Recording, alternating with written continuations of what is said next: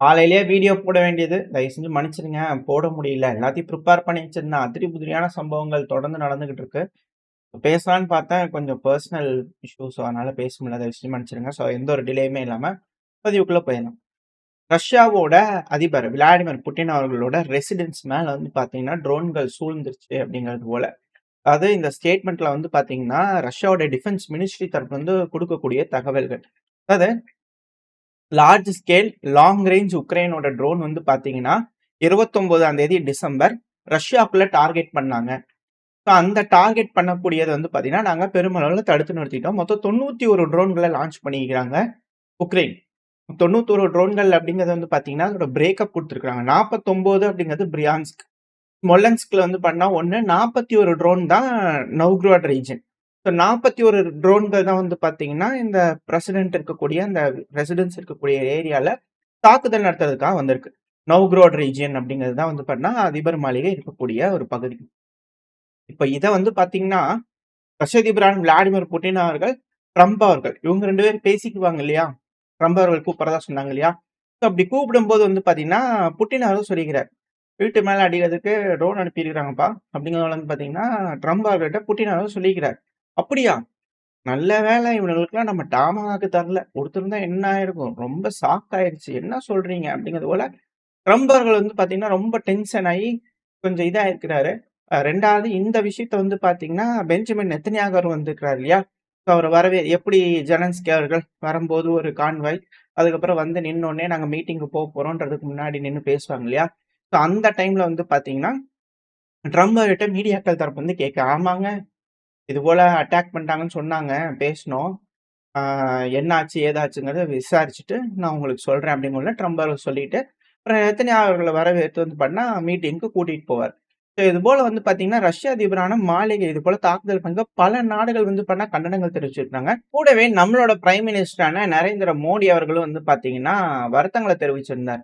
இது போல எஸ்கலேஷன்லாம் பண்ணாதீங்கப்பா அப்படிங்கிறது போல. காரணம் என்ன அப்படின்னா, வருத்தமா இருக்கு. இது போல ஒண்ணு நடக்குது அப்படின்னா ஏதோ ஒண்ணு எஸ்கு புஸ்கா நடந்துச்சுன்னா, அப்புறம் நாளைக்கு அணு ஆயுத போர் இல்லையா? விடிய காத்தால அப்படிங்கும்போது. அது ஒரு சிக்கல். இந்த ஒரு காரணத்தினால பல நாடுகள் கண்டனங்கள் தெரிவிச்சிருக்கிறாங்க. ரஷ்ய தரப்புல இருந்து வந்து பார்த்தீங்கன்னா, கண்டனங்கள் தெரிவிச்சிருக்கிறாங்க. ஒயிட் ஹவுஸோட பிரஸ் செக்ரட்டரி கரோலினா லைட் அவர்கள் அவங்க தரப்புல இருந்து வந்து பண்ண சொல்லிக்கிறாங்க. அதாவது கான்வர்சேஷன் வந்து பார்த்தீங்கன்னா, நல்லபடியா முடிஞ்சது. பாசிட்டிவா முடிஞ்சது. ட்ரம்ப் அவர்கள், புட்டின் அவர்களோட கான்வர்சேஷன் பாசிட்டிவா முடிஞ்சது அப்படிங்கிறத சொல்லிக்கிறாங்க. மிக முக்கியமான முடிவுகள் ரஷ்யாக்கும், அமெரிக்காக்கும் நடுவுல இருக்கு. ஆனா அது உக்ரைன் தரப்பு வந்து ஈல்ட் ஆயிருக்கா அப்படிங்கிறத கேள்வி. ரஷ்யாவும், அமெரிக்காவோட உறவு வந்து பாத்தீங்கன்னா விரிசல் அடையல. அது மேம்பட்டுக்கிட்டே இருக்கு அப்படிங்கிறது மட்டும் புரிஞ்சுக்கலாம். சரி, ஓகே. இப்ப இது போல விஷயங்கள்லாம் நடந்துருச்சு. உஷங்கா அவர்கள் தரப்பு வந்து ஸ்டேட்மெண்ட் வந்திருக்கு. இது போல வந்து பாத்தீங்கன்னா, தேங்க் காட் அவங்களுக்கு டாமஹாக் குடுக்கல அப்படிங்கிறது போல ட்ரம்ப் அவர்கள் சொன்னதா உஷங்கா அவர்கள் தரப்பு ஸ்டேட்மெண்ட் வந்தது. இதெல்லாம் ஹைலைட்டான நியூஸஸ். இது போல பல விஷயங்கள் நடந்துச்சு. இந்த விஷயங்கள் பேசினா ஹைலைட்டான பாயிண்ட்ஸ் மட்டும் நம்ம பார்த்தாச்சு.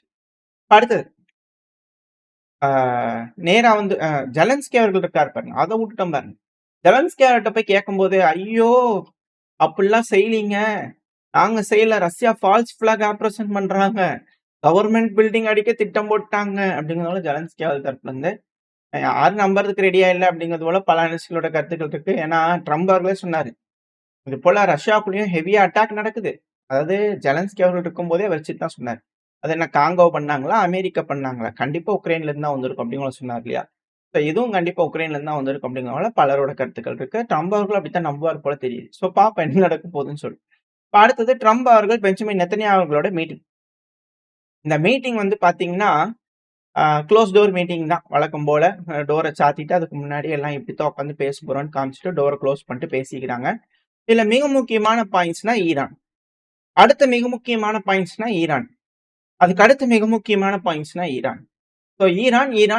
ஈரான் பத்தி பல விஷயங்கள் பேசிக்கிறாங்க. அதாவது தலைவரே, ஈரான்ல வந்து பார்த்தீங்கன்னா, அதிகமா அணு ஆயுதம் தயாரிக்கிறதுக்கு ரெடி பண்ணிட்டு இருக்கிறாங்க அப்படிங்கிறது போல பேசியிருப்பாங்க. எல்லாம் செஞ்சிருப்பாங்க.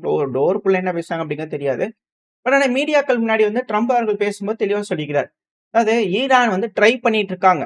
புதுசா சைட்ல வந்து பார்த்தீங்கன்னா, நியூக்ளியர் செஞ்சிரலாமான்னு யோசிக்கிறாங்க. செஞ்சாங்கன்னா திருப்பி அதே போல அடி விழுகும். வேகமா வந்து பார்த்தீங்கன்னா, ரெஸ்பான்ஸ் இருக்கு. அதுல எந்த ஒரு மாற்றமும் இல்ல. ஆனா ரெஜிம் சேஞ்ச பத்திலாம் எதுவும் பேசாதீங்க. அத பத்திலாம் எதுவும் பேசல. இப்போதைக்கு பேசுறதுக்கு எதுவும் இல்ல.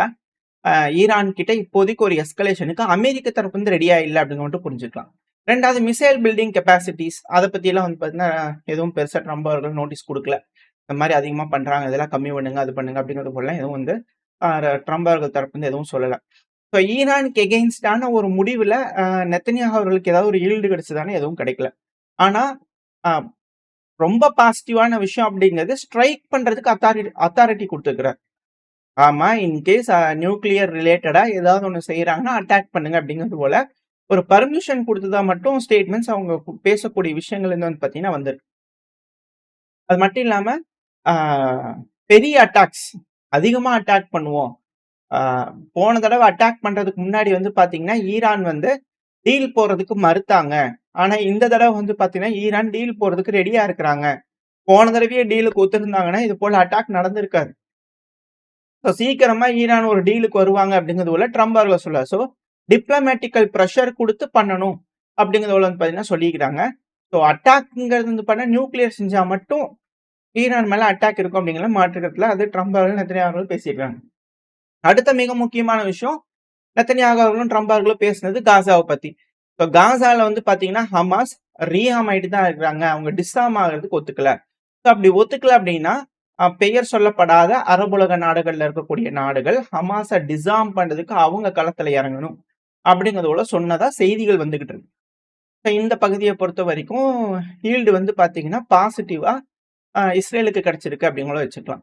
அடுத்த மிக முக்கியமான விஷயங்கள் வந்து பாத்தீங்கன்னா பாம்பர் ரக விமானம்லாம் கிடைக்கல. F-15 ரக விமானங்கள் ஒப்பந்தங்கள் ஆயிருக்கு. அது மட்டும் ட்ரம்ப் அவர்கள் சொன்னாரு, அவர் எதுக்காக வந்தாரோ அது அவருக்கு கிடைச்சிருச்சு அப்படிங்கிறத வந்து அவர் தப்புன்னு சொல்லிக்கிறாரு. மேபி சில பல ஆயுதங்கள், ஏதாவது ஒரு விஷயங்கள், வேற ஏதாவது ஒரு டிப்ளமேட்டிக்கலா எதுக்காக வந்திருப்பாரு. ஸோ அது வந்து பார்த்தீங்கன்னா கிடைச்சிருக்கு. ஸோ இஸ்ரேலுக்கு வந்து பார்த்தீங்கன்னா ஓகே. ஏன்னா உயரிய விருது வந்து பார்த்தீங்கன்னா, இஸ்ரேலிஸ தவிர வேற யாருக்கும் குடுக்க மாட்டோம் அப்படிங்கிறத ட்ரம்ப் அவர்களுக்கு குடுக்குறோம் அப்படிங்கிறது போல நெத்தன்யாகு அவர்கள் சொல்லிக்கிறார். ஏன்னா ட்ரம்ப் அவர்கள் வந்து ஜூ பிரசிடென்ட் அப்படிங்கிறது போல பேசினாங்க, எல்லாம் செஞ்சுக்கிறாங்க இல்லையா? இப்ப ஜூ தானே குடுக்காம என்ன, குடுக்காம என்ன அப்படிங்கிறது போல பல அனலிஸ்ட்டோட கருத்துக்கள். இப்ப இவங்களோட முடிவ பொறுத்தவரைக்கும் வந்து பார்த்தீங்கன்னா, ஈரானுக்கு எகெயின்ஸ்டா மிரட்டல்கள், ஹமாஸுக்கு எகெயின்ஸ்டா வந்து பார்த்தீங்கன்னா, பிரச்சனைகள திருப்பி ஆரம்பிக்கிறதுக்கான விஷயங்கள். F-15ஓட டீல். $8.6 பில்லியன் அளவுக்கான டீல் வந்து பார்த்தீங்கன்னா, ஒப்பந்தங்கள் ஆயிருக்கு. 25 புது F-15 ரக விமானங்கள் வரைக்கும் இஸ்ரேல்னால அடிஷனலா கூட வாங்கிக்கலாம் அப்படிங்கிறது போல வந்து பார்த்தீங்கன்னா, ஒரு ஒப்பந்தங்கள் வந்து பண்ண கையெழுத்தாயிருக்கு அப்படின்னு கூட சொல்றாங்க. இப்ப இதுதான் இதுல இருக்கக்கூடிய விஷயம். ஸோ ஹமாஸ வந்து வைப் அவுட் பண்ணணும் அப்படிங்கிறது போல முடிவுகள் எட்டப்பட்டிருக்கா சொல்லிக்கிறாங்க. இதுல கருத்து மோதல்கள் அப்படிங்கிறது வந்து பண்ணா ட்ரம்ப் அவர்களுக்கும், நெத்தன்யாகு அவர்களுக்கும் இருக்கக்கூடிய விஷயம் இந்த மேற்கு கரை. ஸோ வெஸ்ட் பேங்க பத்தி நெத்தன்யாகு அவர்கள் சொல்லக்கூடிய ப்ரொபோசல ட்ரம்ப் அவர்கள் ஏற்கல அப்படின்னு போல சொல்றாங்க. இது போல செய்திகள் வருது. மத்தபடி இதுல பெருசா வந்து பாத்தீங்கன்னா இருக்கக்கூடிய விஷயங்கள் அப்படிங்கிறது எதுவும் இல்ல. ஸோ அவ்வளவுதான் இதுல இருக்கக்கூடிய விஷயம். அடுத்தது வந்து பாத்தீங்கன்னா, தைவான சுத்தி நடக்கக்கூடிய ட்ரில்ல பத்தி ட்ரம்ப் அவர்கள்ட்ட கேட்க. அதிபர் ஜின்பிங் அவர்கள் என்கிட்ட இத பத்தி எதுவும் சொல்லல. அவரு பாட்டுக்கு வந்து பாத்தீங்கன்னா, ஏதோ ட்ரில் பண்ணிட்டு இருக்கிறாரு. ஆனா கவலையெல்லாம் படாதீங்க, அவர் ஒண்ணும் செய்ய மாட்டாரு. அப்படிங்கிற வந்து பாத்தீங்கன்னா, ட்ரம்ப் அவர்கள் உறுதியா இருக்கார். ஜின்பிங் அவர்கள் தைவான் அடிக்க மாட்டார் அப்படிங்கிறதுல உறுதியா இருக்காரு.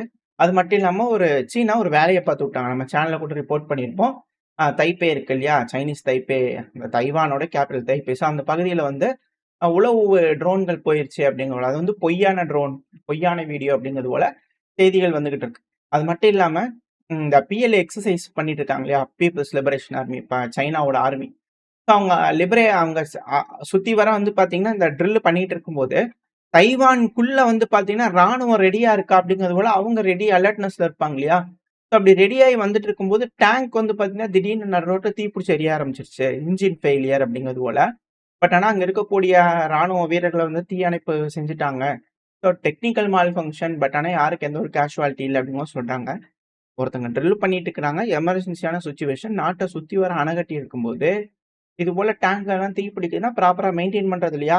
ஊழலா இங்கேயுமே அப்படிங்கிறது போல குற்றச்சாட்டுகள் வர ஆரம்பிச்சிருக்கு. ஸோ இது ஒரு சைட் போயிட்டு இருக்கு. மிக முக்கியமான விஷயங்கிறது ரஷ்ய அதிபரான விளாடிமிர் புட்டின் அவர்கள் வீட்டு மேல ட்ரோன் தாக்குதல், ஈரானுக்கு மிரட்டல்கள், ஹமாஸ் வைப் அவுட் பண்ணணும். அடுத்தது என்னது, ஜின்பிங் அவர்கள் ட்ரில் மட்டும் தான் பண்ணுவாரு. எந்த ஒரு எஸ்கலேஷனும் இருக்காது. ஸோ இதெல்லாம் இதுல இருக்கக்கூடிய விஷயங்கள். அது மட்டும் இல்லாம மிக பெரும் ஹைலைட்ஸ் அப்படிங்கிறது வந்து பாத்தீங்கன்னா 29ஆம் தேதி தெற்கு கமாண்ட், அதாவது அமெரிக்காவோட தெற்கு கமாண்ட் இருக்காங்க இல்லையா, அந்த சதர்ன் ஸ்பியர்ன்னு சொல்லிட்டு வெனிசுவேலால ஒரு ஆபரேஷன் பண்ணிட்டு இருக்காங்க இல்லையா, நார்கோ டெரரிஸ்ட்க்கு எகெயின்ஸ்டா ஒரு வெசல் அடிச்சிட்டோம் அப்படிங்கிற வீடியோ பதிவு.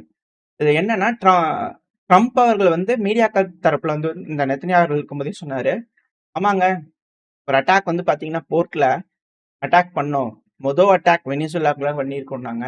எதுக்காக அந்த போர்ட்ல பட்டோம் அப்படின்னா, போர்ட்ல வந்து இந்த ட்ரக் கடத்துறாங்க இல்லையா, அவங்க ஏதோ வச்சு ஏதோ பண்ணுவாங்க போல தெரியுது. கைவிடப்பட்ட போர்ட் தான். அதனால தான் அங்க அடிச்சு விட்டோம் அப்படிங்கிற ட்ரம்பரும் சொல்லிக்கிறாரு. இத மீடியாக்கள் வந்து ரிப்போர்ட் பண்ணிக்கிறாங்க. மேற்கு நாடுகளோட மீடியாக்கள், அதுவும் குறிப்பா CNN அப்படிங்கிற சொல்லப்பட்டு வருது. ஸோ CIA-வோட ரிட்டயர்ட் அஃபிஷியல் ஒரு பெயர் சொல்லப்படாத ஒரு நபர் வந்து குசு குசுன்னு சொல்லிட்டு போயிட்டாங்க. ஸோ இது போல விஷயங்கள் நடந்திருக்கு. ஸோ இது எல்லாமே வந்து பார்த்தீங்கன்னா, எஸ்கலேஷனா இருக்கு. இந்த உலகத்துல ஜியோ பாலிட்டிக்கல் டென்ஷன்ஸ பொறுத்த வரைக்கும். அடுத்த ஒரு எஸ்கலேஷன் அப்படிங்கிறது சவுதி தரப்புல இருந்து வார்னிங் குடுத்திருந்தாங்க. தெற்கு யெமன்ல இருக்கக்கூடிய கோஸ்டல் ஏரியாஸ்லாம் வந்து கிளம்பிருங்க. அந்த போர்ட் சிட்டிலாம் கிளம்பிருங்கன்னு சொல்லிட்டு அட்டாக் பண்ண ஆரம்பிச்சுட்டாங்க. ஹெவியான ஒரு கேஷுவாலிட்டீஸ் போயிட்டு இருக்கு. அந்த பகுதியிலேருந்து எல்லாம் எவாக்குவேட் ஆயிருங்க அப்படிங்கிற சொல்லியிருந்தாங்க. ஸோ ஹெவியான அட்டாக்ஸ் போயிட்டு இருக்கு.